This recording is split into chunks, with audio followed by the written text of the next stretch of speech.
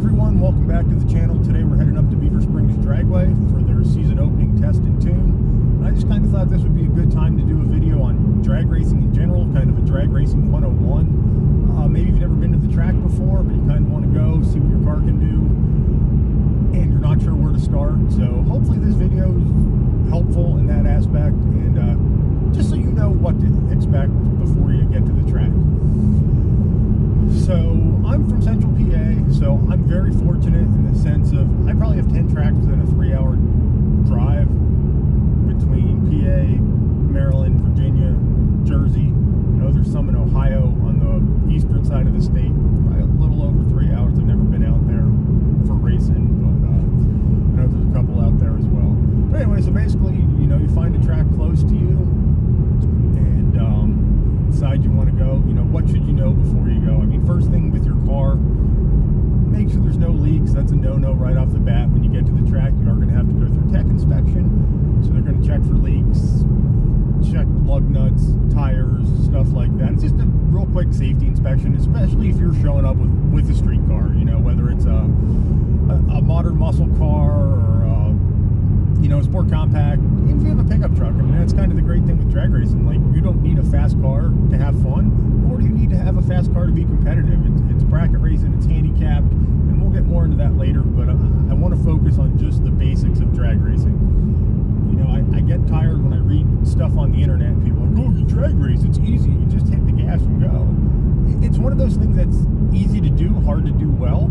So hopefully we can get you started on the right foot here. And you know, a little later on in the video, I'm going to break down a run for you just so you can see exactly what you're doing. But for right now, I'm just going to go over some basics. You know, what you need to know before you even go to the track. Like I said, your car, just make sure there's no leaking fluids or anything like that. Just a heads up, when you are at the track, it doesn't matter how hot it is, you cannot run your air conditioning because the condensation drips on the track, and that is a no-no. A few basic things I've seen guys fail tech for before in street cars. Their battery isn't held down, isn't secured. You know, you can use the factory hold down, or you know, you can go to AutoZone, your favorite parts store, and get J-hooks, just a little universal battery hold down clamp, just so it's secured to the vehicle. The zip tie, bungee cord may or may not work depending on the track and how they're feeling that day. But it's just something good. It's just something good to have. Excuse me. It's just something good to have, even just on the street. I mean, you don't want your battery in there flopping around. And the other big thing I've seen people fail tech for is no overflow in the radiator. That's as simple as zip tying a Mountain Dew bottle in there and running a hose to it. Not even kidding. Like, I've seen people fail tech, zip tie a soda bottle in, run a hose to it, and they're good to go. But you know, you can get universal overflow tanks, catch cans, whatever you want to call them, for stupid cheap. So make sure you have one of them. So that's the basic on your car. And now it's like, what do I need to bring with me to go to the track? You're going to need a pen. Sounds stupid, but if you go to a certain track in the Northeast and you don't have a pen to fill out your tech card, the tech guy gets a little ornery. I'm not going to call anybody out, not going to name the track, but that is a pet peeve of one of the tech inspectors at one of the tracks in the Northeast.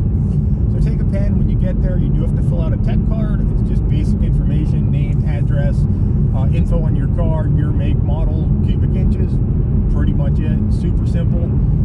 And then it's good to take notes too. Like, you'll get a time slip after every run, and you know, you can mark maybe you want to mark the weather on it, see how the car changes performance with weather. There's some apps for that. And just take notes. You know, you launched at this RPM, you had the tires at this pressure, you know, just things so when you look back, you're like, all right, what's working for me? You have data to go over. And I can't stress enough the importance of keeping data, especially if you're bracket racing. But even if you're just trying to get a personal best every time you're at the track with your car, you want to keep track of what you're doing, because it gets hectic. You know, you might go to the track once every 3 months, just say. You're not going to remember, oh yeah, that was the pass I launched at 1200, tire pressure was at 24, and you're not going to remember that stuff, no matter how hard you try. So you have a pen. A notebook's not a bad idea. I usually scribble stuff on the back of the slip or the bottom of the slip, you know, DA, humidity, that kind of stuff. But I do keep a logbook, so I have a place to take notes. But yeah, at least, you know, just grab a 99-cent notebook at the dollar store and fill it out. You could bring a chair with you. I bring a chair. Bleachers. Every track has bleachers. I know last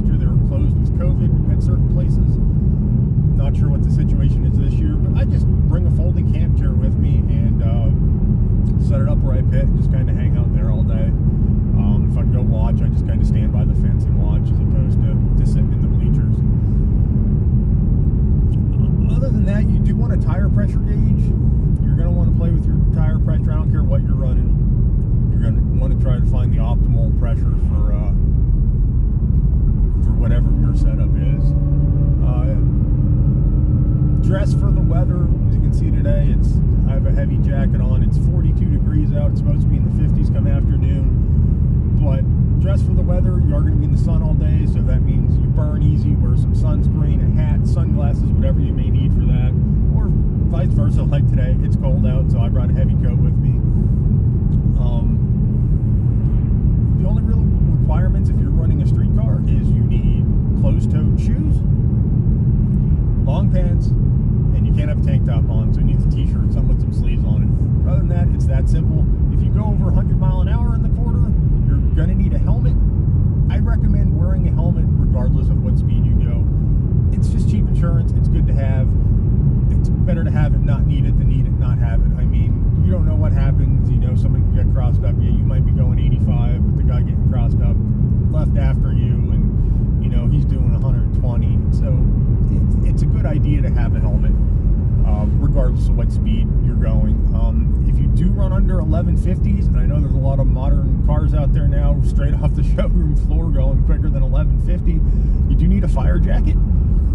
You can pick one of them up from a speed shop, about 70 bucks just for your basic entry-level fire jacket to be compliant with the rules. If you are running sticky tires on your car, drag radial slicks, whatever, you do need a drive shaft loop. Not sure the price on them. It's really going to depend on the vehicle and what you're driving. I mean, you have a 4th gen F body, you can probably pick one up for 40 bucks. You have a 6th gen Camaro like this. I was just looking last night, so when I get my radials, I'm ready. I think they're like 120, 130, excuse me, for a BMR piece. So it really just depends on your vehicle and what you're running. So once you get to the track, you have all your stuff packed up, you get there. You're going to pay at the gate. They're going to give you a tech card, and that's where we're going to pick up at after I get to the track and show you how to fill out your tech card and what to do from there. Okay, stay tuned. So we're pulling up to the gate here at Beaver Springs Dragway. This is where you pay. You're going to get your tech card. So after you pull onto the track, you just find a pit space. I'm going to be driving up to about the 8th mile mark. It's about where I usually pit here. Spent a ton of time racing here in my life. I used to run here for points back when I got out of high school. About going on 20 years, not quite, but almost 20 years since I've been out of high school somehow. So we're just gonna cruise up here. Remember to keep your speed down in the pits. There's people backing out of trailers, cars driving around, pedestrians. Watch for pedestrians, watch for kids. Kind of goes without saying, but just use caution when you're driving through the pits. So we're going to pit up here on the left. That's my buddy Rick with the red Hellcat there, and Pat Murphy. We're going to go around back here.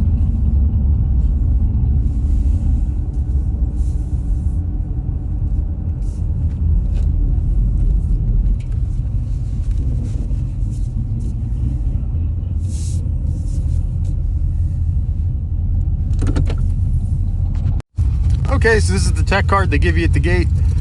Super simple, where it says entry, year, make, model of your car, engine, make, cubic inch, carb, or just EFI, transmission. You should know your name, age, address. So it seriously is that simple. Number, they will give you a number unless you have one. I've raced here a bit. I have a permanent number at this track. Eliminator, you can just write test. Sponsor, if you have any. Good for you. Alright, so we're back in the car. We filled out our tech cards, and we are rolling down to tech, which is straight ahead of us here. Just kind of wait in line, wait for the inspector to get up to your vehicle, and it's as simple as that. Alright, so you made your way to the track, you filled out your tech card, you went through tech, they looked your car over. Now it's time to make a run. What do you do? Well, it's super easy. You just drive to the lanes. One thing I will say, like when you get to a track, I still do this if I go to a new track that I'm not familiar with. Familiarize yourself with the layout of the land. Like, you know, where are the staging lanes? Where are the return roads? Turn offs of the track, bathrooms, and the all-important concession stand. You know, it takes 5-10 minutes of your time, but it just, being somewhere new, it kind of just takes some of the nerves away or whatever. Just try to get there a little earlier if it's your first time. And I can't stress this enough, ask questions.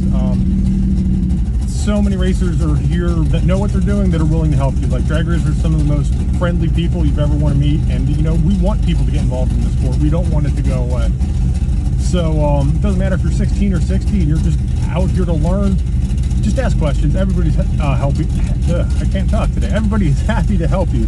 So don't think you have a stupid question, because there are no stupid questions. So with that, you get in the lanes, and it's kind of like sitting in traffic. Your lane moves, you move up.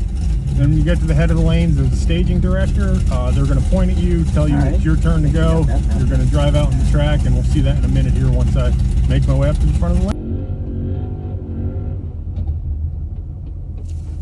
Alright, so the track official waves you ahead. You go out and around. And the next person you want to be looking for is the burnout box worker, who's the guy in the red hoodie up here.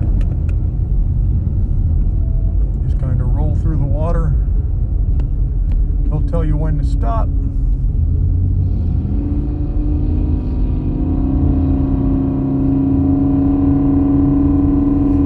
After he tells you to stop, you just kind of wait here.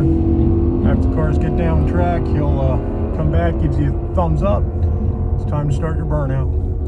If you're running street tires like I am in this car, you just kind of want to haze them a little bit, clean them off. You don't want to go full John Force on it, but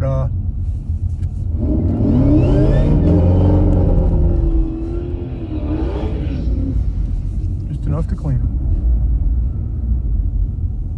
So now you're staging, you're looking at your Christmas tree there. Top bulb is pre-stage. You light that first, and then you stop and wait for the other person to pre-stage. That just means you're close to the line. And that guy double bulbed me.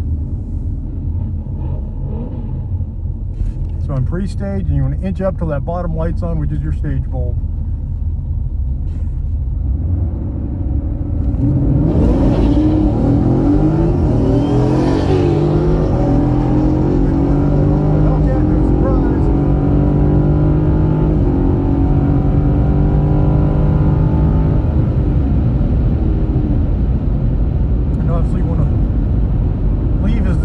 The trick is to leave on the last amber. If you see green, you are late.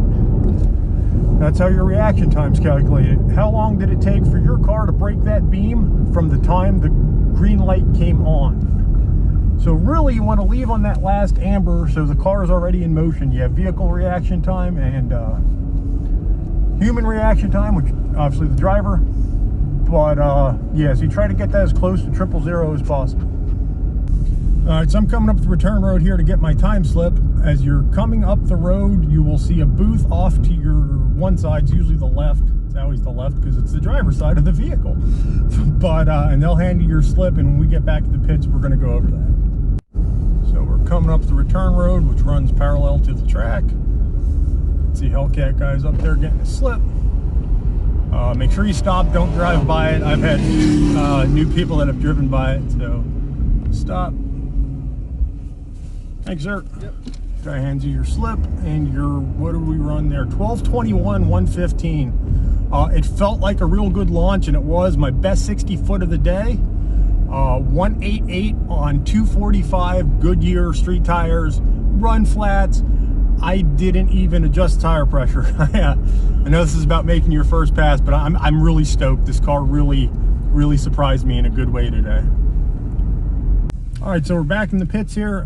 After you get back to your pit spot, shut your car off, open your hood, let it cool down some. You know, I usually look over my slips. I usually log them. I'm gonna show you the slip and break it down as we look at it here. All right, so here's the time slip from that pass I just made. Don't worry about dial-in. They just have that set. I think that's their quick 8 time. So the first thing I'm gonna look at is reaction. 000 is perfect, or 4 zeros here. They go 4 places past the decimal. So that's perfect. So I was 0921 late. So I was 92 thousandths late.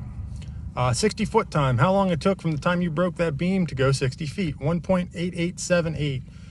Street tire car, I am impressed with this. 330, same thing. from the starting line to that point, 52477. 8th mile, 795 at 90.13. And then, unfortunately, 1,000-foot timers aren't working today.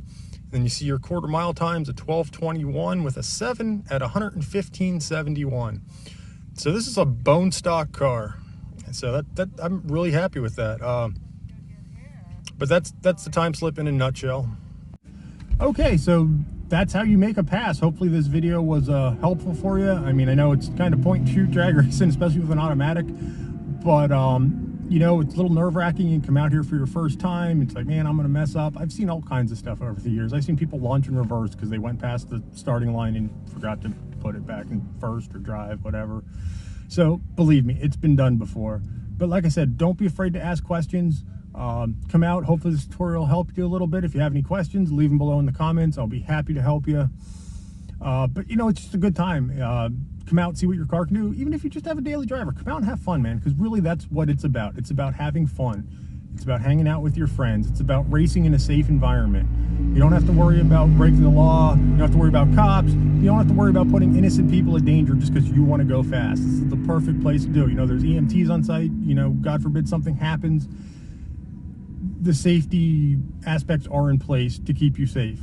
So I can't stress that enough. Just come out, have fun, enjoy your car, run it. Again, hopefully this was helpful to you. Hopefully you enjoyed it, and maybe I'll see you in the lanes.